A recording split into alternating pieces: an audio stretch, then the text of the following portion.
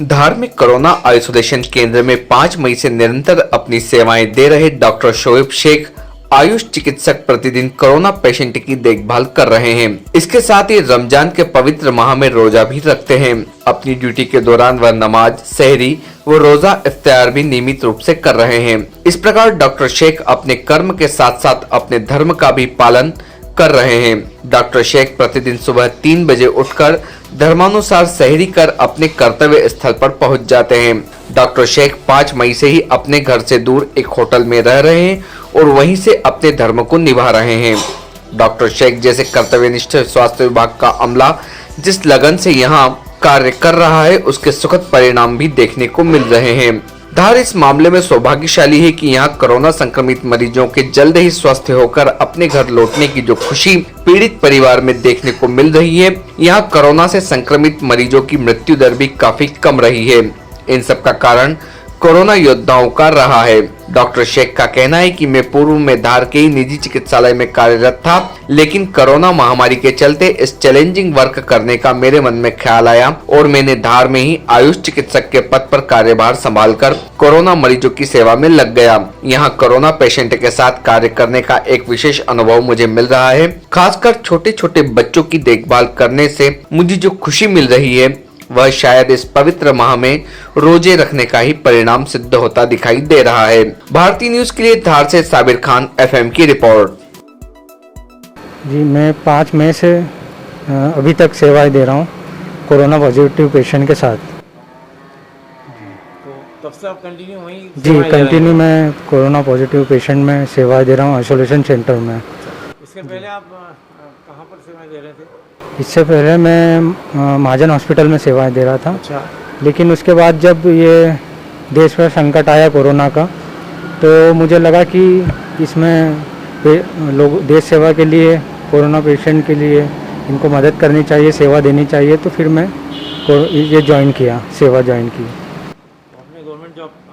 जी, मैंने government job apply किया और मुझे फिर आइसोलेशन सेंटर में मेरी ड्यूटी लगाई गई। आपने होम्योपैथिक में कहाँ से किया है? जी, मैंने होम्योपैथी में धार से किया था। फिर मैं 2 साल के लिए पूना गया था क्रिटिकल केयर मैनेजमेंट और कार्डियक मैनेजमेंट के लिए। फिर वहाँ से आकर मैंने महाजन ज्वाइन किया। फिर जब ये कोरोना का संकट आया तो फिर देश सेवा के लिए मैंने गवर्नमेंट ज्वाइन किया। तो आपका समय क्या रहता है वहाँ पर सेवा देने का? मेरा समय सुबह 8 से 2 बजे तक रहता है। उसमें मुझे कोरोना जो पेशेंट है, पॉजिटिव पेशेंट, उनका राउंड लेना पड़ता है। और उनको अगर होता क्या है, बच्चे, छोटे छोटे बच्चे भी आते हैं जिनकी रिपोर्ट पॉजिटिव आ जाती है, तो थोड़ा टेंशन में आ जाते हैं। तो हमको ट्रीटमेंट के साथ साथ उनको समझाना भी पड़ता है कि चिंता की बात नहीं है, आपका ट्रीटमेंट चल रहा है, सब लोग साथ में हैं। तो पेशेंट थोड़ा सा नॉर्मल होकर ट्रीटमेंट करवाते हैं। और उसका रिजल्ट ये हुआ कि धार में अभी आज भी 9 पेशेंट जो डिस्चार्ज हुए हैं, मात्र 1 पेशेंट है तो कल डिस्चार्ज हो जाएगा। तो धार के लिए बहुत अच्छी खबर है। लेकिन लोगों को ये समझना होगा कि हमें आगे इसका ध्यान रखना है कि अभी कोरोना ख़त्म नहीं हुआ, खतरा भी बाकी है। और इसमें हमें बाहर निकलना कम है, अपने आसपास के जो जगह है, एरिया है, उनमें ध्यान रखना है कि लोग घर में रहें। दूसरा ये है कि मास्क हमें सबको लगा कर रखना है, हाथों की साफ़ सफाई रखना है। और जो भी मार्केट में ज़्यादा भीड़ वाली जगह है वहाँ नहीं जाना है। सामान जो ले रहे हैं उसका घर में लाते वक्त ध्यान रखना है और उसे बच्चों से अलग रखना है, बिल्कुल साफ़ करना है, फिर यूज़ करना है। तो ऐसा हम अगर इसको सीरियस लेंगे तो आगे भी धार में पॉजिटिव पेशेंट ना के बराबर रहेंगे। तो ये हमें इस चीज़ का ध्यान रखना है, क्योंकि इसका सारा लोड डॉक्टर्स, पुलिस, सफाई कर्मी, इन सब पर आ रहा है। दिन रात मेहनत में लगे हुए हैं, पत्रकार भी दिन रात मेहनत में लगे हुए हैं। इतने मेहनत में लगे हुए कि वो भी पॉजिटिव हो जाते हैं ध्यान रखने के बाद भी। क्योंकि लोग अगर समझ जाएंगे तो सब, ये जितने भी डॉक्टर्स हैं, पुलिस है, सब बचेंगे। और हमारी मेहनत, जो हम इतना मेहनत कर रहे हैं, वो बहुत कम हो जाएगी। और इससे लोगों का भी फ़ायदा होगा और सब जो टीम है, स्वास्थ्य कर्मी, पुलिस, पत्रकार, सफाई कर्मी, इन सब का फ़ायदा होगा। तो मैं यही कहना चाहता हूँ कि हमें इसको सीरियसली लेना है। आगे भी ऐसा नहीं सोचना है कि धार में अगर पॉजिटिव पेशेंट ख़त्म हो गए तो अब हम बाहर निकलें, सब खरीदी करें, बिल्कुल नहीं। अभी जून जुलाई का आंकड़ा थोड़ा चिंताजनक आने वाला है, ऐसा रिकॉर्ड में आया है। तो हमें उसको नेगेटिव बनाने के लिए अभी से प्रयास करना है।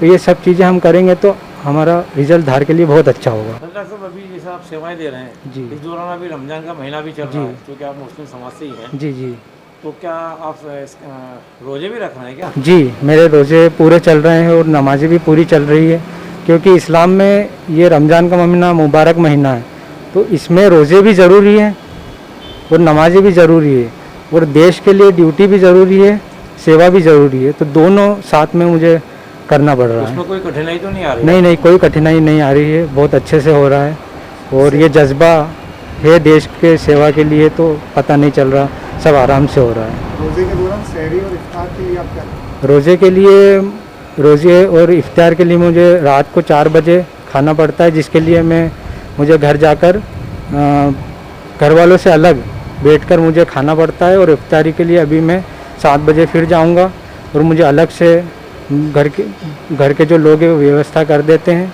तो मैं अलग से मेरा इफ्तार कर मैं होटल आ जाता हूँ और फिर मॉर्निंग में मेरी ड्यूटी के लिए चले जाता हूँ।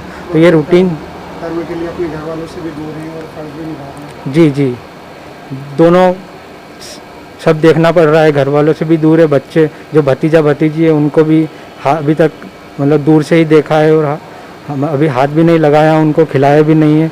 तो ये सब चीज़ें मैनेज करना पड़ रही है, तो देश सेवा के लिए इतना आपका शुभ नाम? डॉक्टर शोएब शेख, आप किस पोस्ट पे हैं? आयुष चिकित्सा अधिकारी, Bhoj hospital Dhar. Subscribe now to most exciting channel ever.